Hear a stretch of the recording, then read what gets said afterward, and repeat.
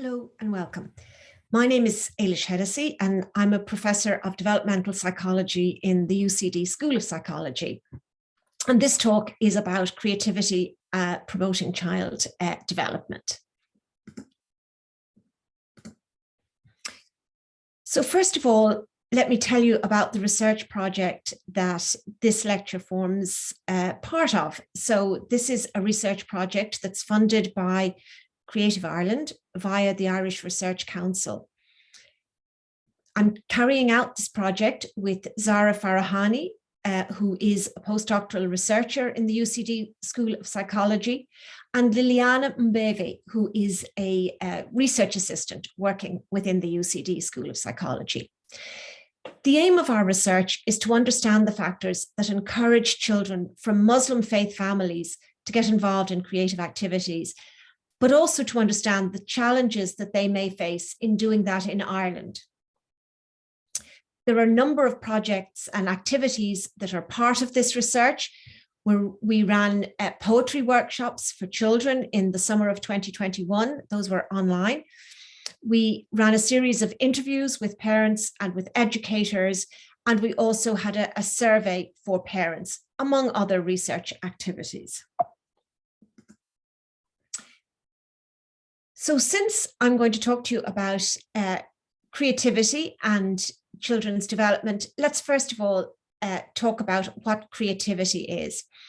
You will find lots and lots of different definitions of creativity if you search in Google or anywhere else online.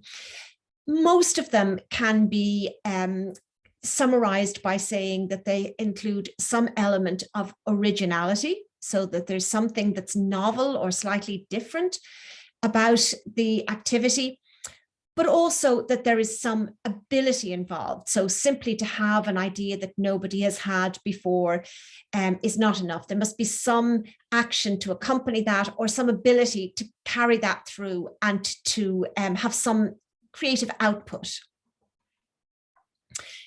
Other definitions that you will see include the ability to see the world in new ways. So new insights into patterns within the world, to find hidden patterns, making connections between places, between people, between words, between ideas, generating novel solutions to problems also. So the world faces many problems today, and so creativity is needed to solve many of those problems. And again here, this notion of thinking and doing, that creativity involves both the ability to think about something and also to do something. As I mentioned at the very beginning of the talk, my area of specialism is in children's development within psychology. And this is trying to understand the factors that influence how children grow and change over time. There are many different factors that influence children's developmental process. I've listed 5 of them here. All of these are relevant for creativity. So, for example, children are influenced by their genetic inheritance. So all of us will have inherited certain, the potential to have certain abilities, potential for certain interests to be sparked, potential to take pleasure in certain activities. Age also matters over time. So physically we develop as we get older. The way in which our skills develop is largely determined by the age that we're at. So you can learn things as a teenager or as a 10-year-old that you certainly would not have been able to learn as a 2-year-old. So age and increasing physical maturity matters in terms of children's development. Life experience really matters. So we all have a variety of different experiences through engagement in our families, through engagement with our wider community. And this will expose us to more or fewer creative experiences. So some children will grow up in situations in which there is great potential to engage in creative acts, and others will grow up in situations where there's fewer potential to engage in creative acts. But culture matters too. So typically around the world, you'll see that from culture to culture, the different types of creativity are valued and supported. So within some cultures, there may be more emphasis on visual representation. In other cultures, you may see more emphasis on language and language skills. So culture matters because cultures value different types of creative activities differently.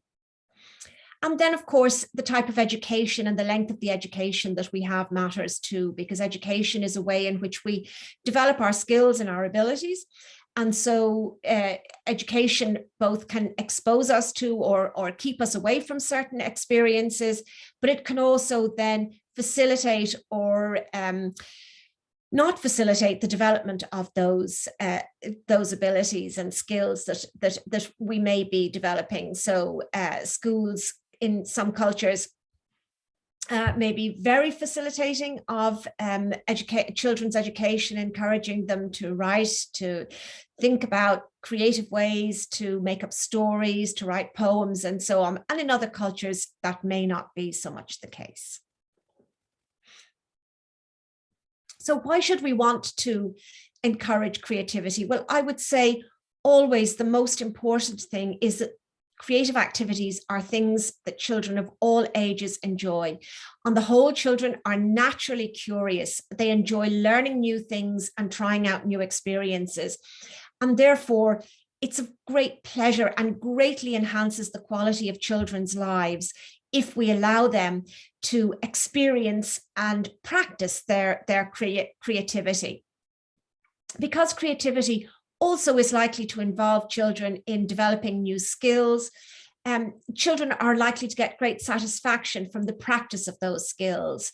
So whether those are the very earliest physical skills that children develop from running through kicking a ball, they will get great satisfaction when they've first learned to do that. So many of you may have experienced children enjoying running up and down a small hill because they're practicing a skill they've had. Whereas as children get older, they're going to take interest and enjoyment from more sophisticated or complex skills, such as enjoying writing a poem, enjoying playing a piano, enjoying taking part in a sports activity that they're beginning to feel that they're very good at. Of course, in adulthood, creativity is also valued. It's valued in almost all professions because of the variabilities, that the very definition of creativity that I've spoken about, that creativity is about seeing novel patterns, finding novel solutions to problems. So whether you're going into business, into science or politics, whether you wish to be a poet or a surgeon, whether you wish to be a footballer or an astronomer, all of these are future professions that will value creativity in their practitioners. So creativity is important throughout our lives. And again, so creativity is valued in all professions, because, and of course creativity is not limited to any one area of our lives. And this is really worth talking about. I think there is a tendency to think of creativity, certainly in Ireland, I think we think about creativity in relation to maybe some of our very well-known writers or artists who wrote great poems or great plays, and also maybe who made some wonderful paintings. But those are only two areas in which creativity can be demonstrated. There have been great thinkers and philosophers who show fantastic creativity in their thinking. Many engineers solve problems that are truly have perplexed humans and can really solve problems that groups of people face. So problem solving, hugely important in supporting humanity and doing good for other people. So language I've already mentioned, language as a means of communication, language is a means of expressing new ideas, a huge potential for creativity in our use of language. But also this wonderful physical creativity. So from wonderful footballers on a football field, hockey players, cricket players, all show creativity in their physical tasks. And when we think about the people who are at the real leaders in these fields, who show the highest level of performance, they will all have found their own unique way of doing, of carrying out their sporting activities. And not to forget as well, there are people who are hugely creative socially, who can see ways to smooth the pathway, to talk to people in a way that is comforting, to bring people together who may not have been together in the past, who may not wish to spend time together. So there is also potential for creativity in social situations. So creativity spans almost all aspects of human endeavor. My apologies, my slides have started to go backwards. So how can we encourage creativity in children? Well, firstly, by encouraging curiosity. So when children ask questions, they are trying out their natural curiosity, thinking of small children who ask lots of questions about why and what and how, encouraging their curiosity, making them believe that these questions are interesting and important, and that they can learn things when they hear the answer to those. Encouraging skill development. So when children show an interest in developing a skill, whether that's in cookery or in writing or in playing with a football, we encourage that and applaud their developments when we see their skills improving. Children, even within the same family, may show very, very different interests and may show very different types of skills. So do take your lead from your child. You may have an eldest child who's very interested in football, and your second child may be simply interested in reading or in writing. Children will each have their own areas of interest, and the best way to know what to encourage in a child is to take your lead from them. But also it can be valuable to introduce new experiences that match their current age and ability. So children can be introduced to new skills, brought to have new experiences, brought to museums, brought to galleries, brought into nature to see different animals, to see different plants, and so on. We can encourage creativity in children by encouraging their curiosity, by exposing them to new experiences that match their current ability level. So I'm going to say something in a little bit more detail about children in three very broad age bands. So talking firstly about preschool children, then about primary school age children, and then about adolescents or the teenage years.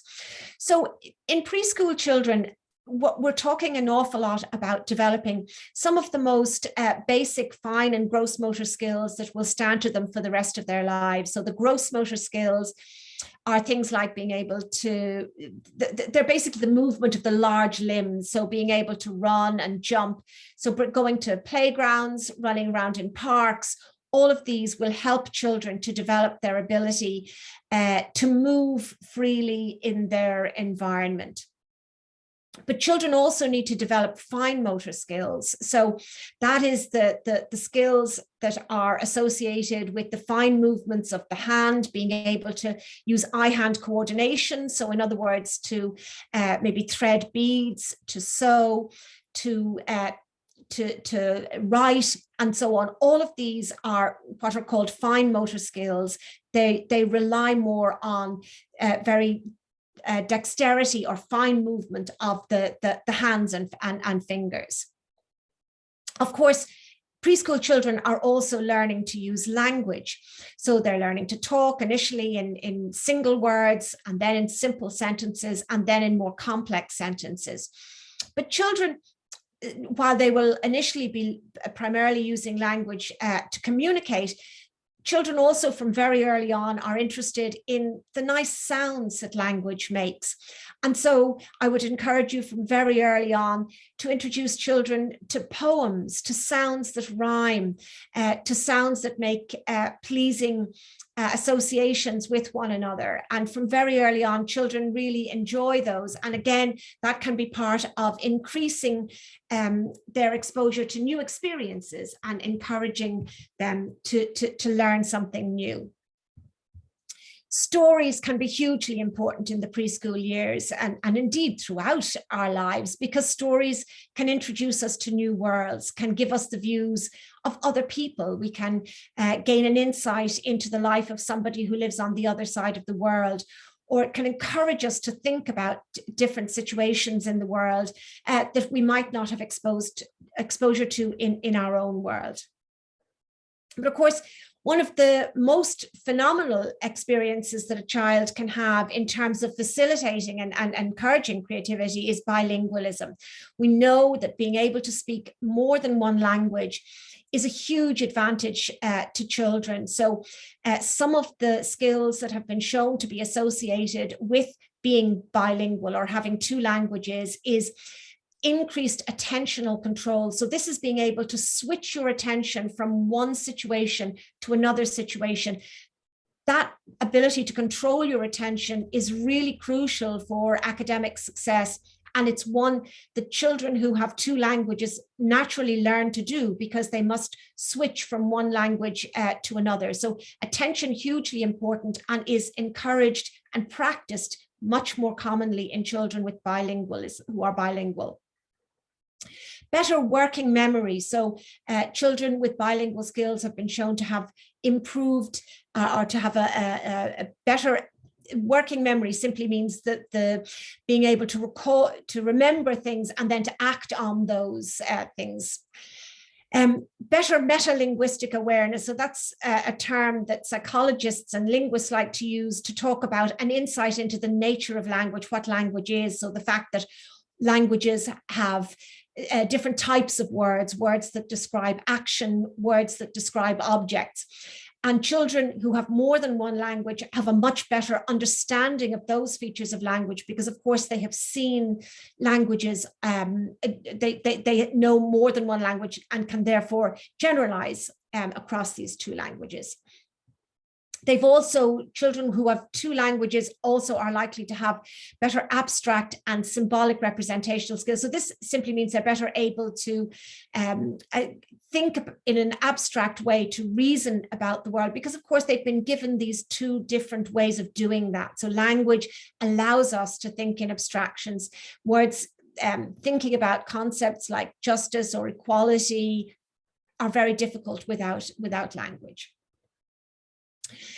Also in the preschool years, another way in which we can encourage children's creativity is by encouraging their imagination. So in children's play in the preschool years, they will almost all naturally show some level of imagination, whether that's pretending to drink tea out of a teacup, or pretending to be in a spaceship when they're sitting in a cardboard box. All of those behaviors that encourage imagination will also encourage children's creativity. Because when children are playing, they're using their imagination to make things up and to generate ideas. And so those in turn are inherently a part of creative processes. So there are lots of ways in which preschool children can be encouraged to be creative and to develop the kinds of curiosity that will encourage them to be creative over the rest of their lives.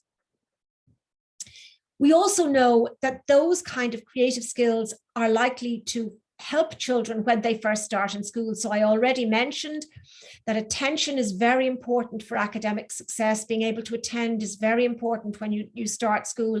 Teachers need children to pay attention to what they're saying, to the tasks that they've been given to do. And children who have more than one language are likely to be better at that attention. We also know that children who have fine motor skills are also likely to get on better in school. And again, encouraging creativity, encouraging curiosity, and allowing children to practice their fine motor skills will improve their ability to get on in school. And also that children's general knowledge, again, encourages school readiness, predicts ability to get on in school, and general knowledge is going to increase when children's natural curiosity is encouraged. So when children are curious, they're finding out about the world. If they find out about the world, their general knowledge increases, and then that is likely to increase their school readiness. So if in the preschool years, children develop their fine and gross motor skills, we see those becoming more refined as children go on in the primary school years. So this is from age about 6 up to age 11 or 12. And we see their gross motor skills increasing in complexity. So where preschool children are learning to run and to walk and to jump, in primary school, children are learning to put those skills to work in sports activities. So maybe learning how to play on a football team, learning to skip, learning to run in a race as distinct from just running around to have fun. We see children's balance improving and maybe beginning to learn how to do gymnastics or to engage in other sports like that. And also putting into practice new skills like swimming, being able to swim and to be confident moving around in the water. Children's perceptual skills also are continue to develop in the primary school years. So again, we can encourage this by encouraging children to explore nature, to look at the identification of plants and animals. So with children's natural curiosity, they may ask about different plants, about different animals. Again, all of these things will be improving their perceptual skills as they look to see how plants are similar or different from one another, how trees differ from one another. And again, this increases their perceptual insight and their general knowledge. Perceptual skills improve as children begin to look more at color, noticing different shades, being encouraged to compare and contrast shades of different color, and to really notice the world around them in terms of the shades that they see. And also being encouraged to look at shape, enjoying buildings of different shape, but also trees and plants with different shapes, looking at the way in which leaves differ from one another in their shape. All of these will encourage children to fine-tune their perceptual skills while also improving their general knowledge as they ask about different plants and animals and the names for different colors. In primary school years, we also see children's language skills develop. So where in the preschool years, children are learning to use language to communicate and maybe taking pleasure in the sounds of language and the sounds of rhyme and different rhythms. So we see in the school years, children's reading improves. They learn not just to read, but they learn how they learn from reading. So as their reading skills develop, they get better at finding out about the world from their reading. They learn from their increasing the poetry that they're able to understand and enjoy. But they may also now be able to engage much more in language games and puzzles, enjoying crosswords or different language games or word-based games. They may enjoy their own creative writing, so writing a journal, keeping a diary, writing stories, writing about experiences that they have had. All of these are ways in which children's language skills can be encouraged. And then in adolescence, again, we see further developments of these skills. So adolescence is a time, as in the preschool years, when the brain is changing very rapidly. So we know that the brain is reaching its final stages of maturation in adolescence. What's interesting about adolescence is that we know that the brain is not only producing new connections between different parts of the brain, but it is also pruning or getting rid of connections that are no longer used. So the more exposure to new activities children have, the more those parts of the brain are going to be encouraged to develop. All of these changes in the brain are in producing important changes in children's reasoning ability. So reasoning takes huge leaps forward in adolescence, with children being able to really think in much more abstract ways, to consider much more complex problems. But also we see changes in self-control and social focus. So self-control can initially take a dip in adolescence, because we think that the parts of the brain that are focused more on pleasure seeking develop earlier than those which are involved in self-control in adolescence. So in the early years of adolescence, we can see more pleasure seeking and less self-control, but that changes over the course of adolescence. We also see the social focus of adolescence changing, with the peer group becoming increasingly important as children's friendships develop and as they become interested in spending time with friends as well as with family. But we also know that this brings with it lots of different potential for children, for adolescents to be more creative, because they have a much more advanced skill set than preschool or primary school aged children. So their language skills are much better, their physical development is much more advanced. So they're able to engage in a much wider range of physical and intellectual activities, so that they're able to do much more sophisticated creative activities, whether that's through language or through fine motor skills, or through their engagement with sports. As you would expect with these much greater skills, adolescents tend to be have a more specialism in their creative focus. So instead of they may now be much more focused in on very specific forms of creative activity, for example, being much more interested in piano than in some other type of music, or much more interested in one particular sporting activity rather than across a whole wide range of different sports.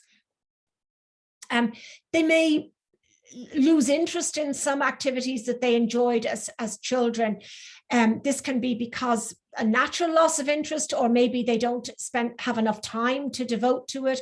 So this can be a time when children no longer want to continue with some activities that they once enjoyed.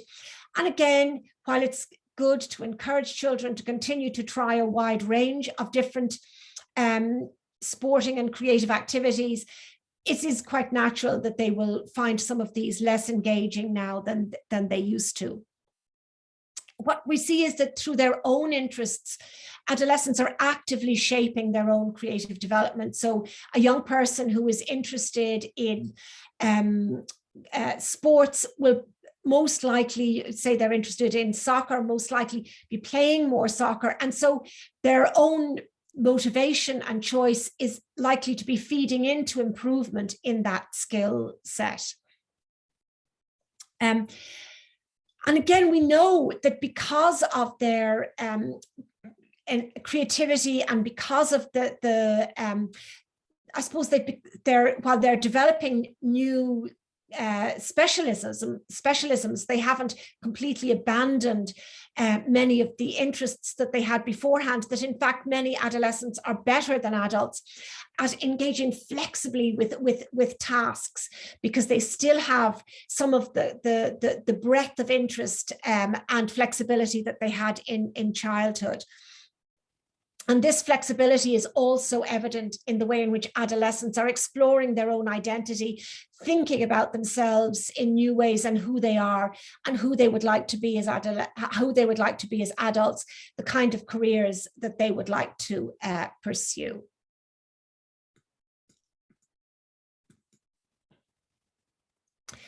So let me summarize by saying that throughout our lives, we can all be creative. We can facilitate creative habits throughout life through encouraging curiosity, being interested in new experiences, whether new books, new music, new people, new places, new meeting, enjoying new parts of the country, and so on.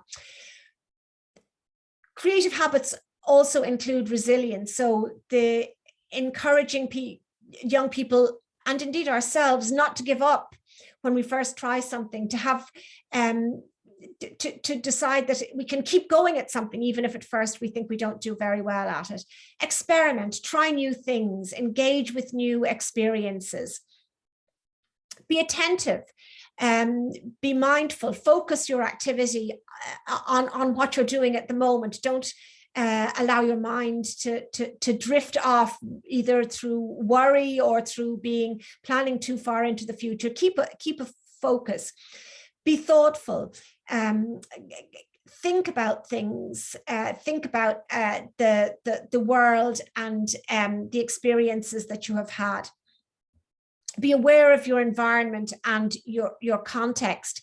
Again, all of these things which encourage us to be aware, to focus, all of these feed into the potential for creativity.